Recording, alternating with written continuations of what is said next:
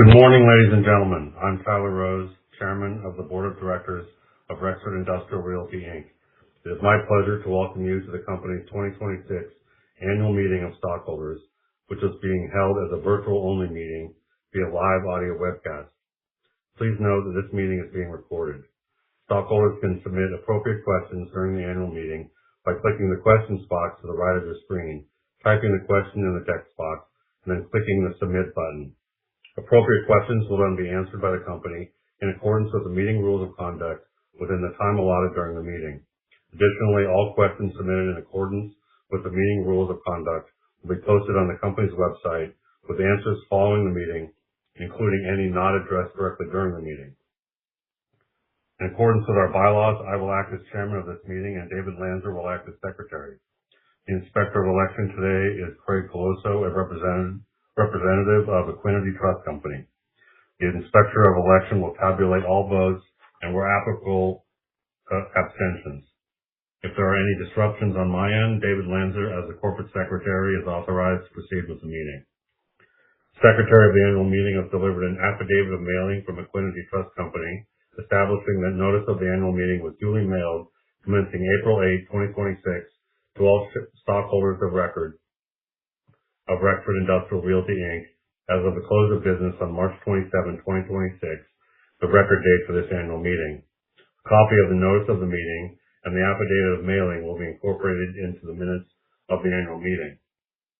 I've been advised by the Inspector of Election that based upon a preliminary tabulation, stockholders entitled to cast the majority of all the votes entitled to be cast at this annual meeting are present in person, virtually, or by proxy.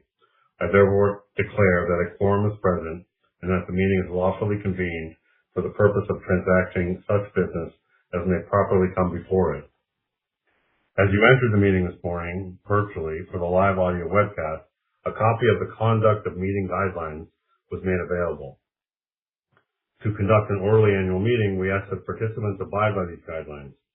Should you desire to vote electronically or ask a question during the annual meeting, please follow the instructions previously provided in our proxy statement as implemented on the virtual annual meeting website you are now on.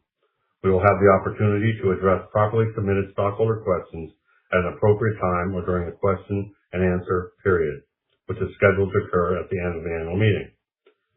After being recognized with confirmed identity and status as a stockholder or as a representative of a stockholder with a valid proxy, we will review your submitted question and respond as appropriate. Thank you for your cooperation.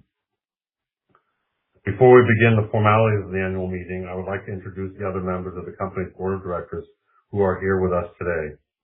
The company's Chief Executive Officer and Director, Laura Clark, and Chief Financial Officer, Michael Fitzmaurice, and independent directors, Diana Ingram, Angela Kleiman, Deborah Morris, and Dave Stalker.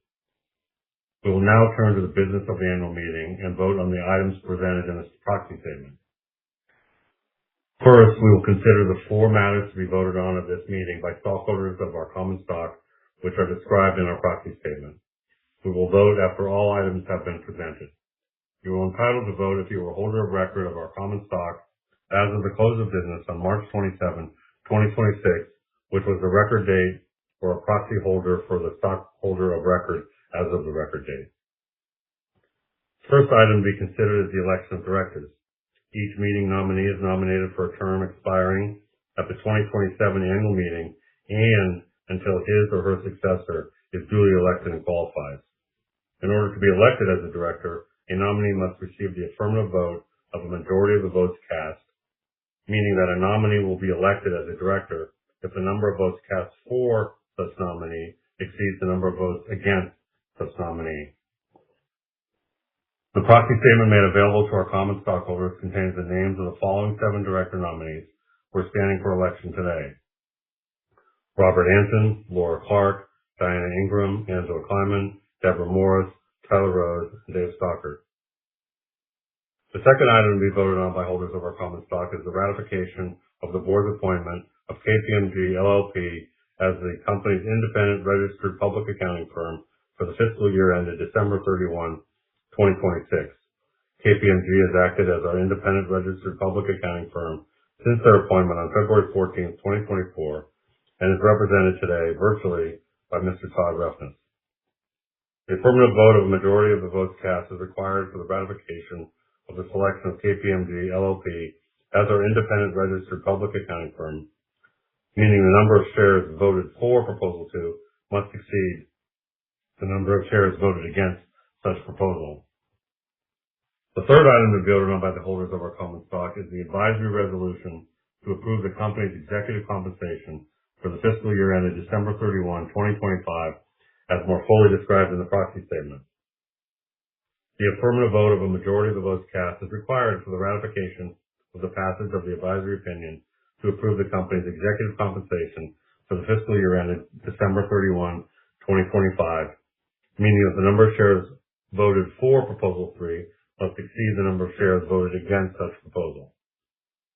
The fourth and final item to be voted on by holders of our common stock is whether to approve the fourth amended and restated Rexford Industrial Realty Inc. and Rexford Industrial Realty LP 2013 Incentive Award Plan as more fully described in the proxy statement, hereinafter referred to as the amended and restated Incentive Award Plan.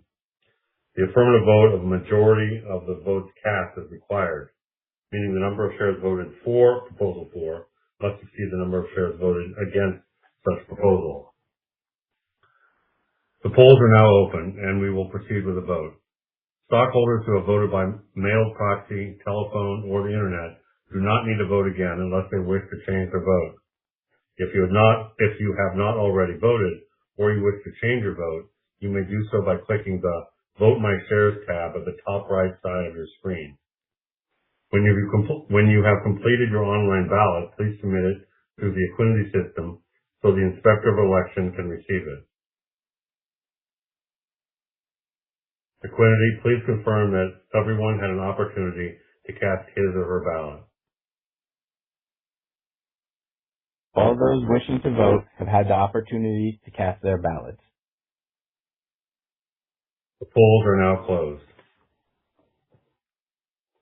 I have been advised that the Inspector of Election has completed the preliminary vote count. The Inspector of Election has informed me of the following. Each nominee for director has received a majority of the votes cast for. The proposal to ratify the selection of KPMG as the company's independent registered public accounting firm has received the affirmative vote with a majority of the cast for. The advisory resolution to approve the company's executive compensation for the fiscal year ended December 31, 2025 has received the affirmative vote with a majority of the cast for. And the proposal to approve the amended and restated Incentive Award Plan has received the affirmative vote of a majority of the votes cast. Based on these results, I hereby declare that each director nominee has been duly elected. The selection of KPMG has been ratified. The compensation of the company's named executive officers for the fiscal year 2025 has been approved by the stockholders on an advisory basis. And the amended and restated Incentive Award Plan is adopted and now effective. This concludes the formal portion of the 2026 annual meeting, which is now adjourned. We will now turn to any questions that have been properly submitted in accordance with the proxy statement. The board and meeting secretary, David Lanzer, shall identify any such questions. I have reviewed the virtual meeting site for stockholder questions, and no questions have been submitted. That concludes the question and answer session. I want to thank all of you for attending today's meeting and for your kind interest in Rexford Industrial Realty Inc.